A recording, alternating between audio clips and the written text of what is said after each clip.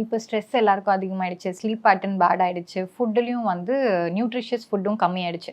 Easy food இப்போ ₹10க்குனா ஒரு fried food ஈஸியா கிடைச்சிரும். போய் ஒரு ஒரு ஈவினிங் போல டயர்ட் ஆனா சீப் ஃபுட், அன்ஹெல்தி ஃபுட் ரொம்ப காமன் ஆயிடுச்சு. ஸோ நியூட்ரிஷியஸ் ஃபுட் இல்ல.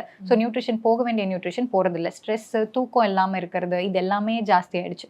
இது எல்லாமே ஒரு காஸ்ட் தான் ஹேர் ஃபாலுக்கு. இதுக்கு என்னெல்லாம் பண்ணலாம்னா, ஃபர்ஸ்ட் வந்து சப்ளிமெண்ட்ஸ் கொடுப்போம். சில சப்ளிமெண்ட்ஸ் இதெல்லாம் வந்து உங்களுக்கு கம்மியா இருக்கிறதுக்கு வாய்ப்பு இருக்குன்னு சில சப்ளிமெண்ட்ஸ் கொடுப்போம்.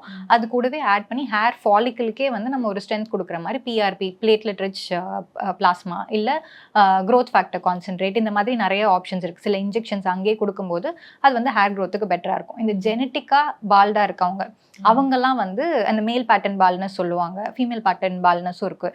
இவங்கெல்லாம் வந்து ஏர்லியாகவே எங்கள் வீட்டில் எங்கள் ஃபேமிலியில் இதெல்லாம் இருக்குது அப்படின்னா முன்னாடியே இந்த ட்ரீட்மெண்ட் ஸ்டார்ட் பண்ணால் அந்த ஃபுல் பால்டிங் வர்றதை கொஞ்சம் லேட் ஆக்கலாம். பட் கம்ப்ளீட்டாக ப்ரிவென்ட் பண்ண முடியாது. ஏன்னா அது வந்து ஜெனட்டிக்காக இருக்குது. ஸோ ஏதாவது ஒரு பாயிண்ட்ல வரும்.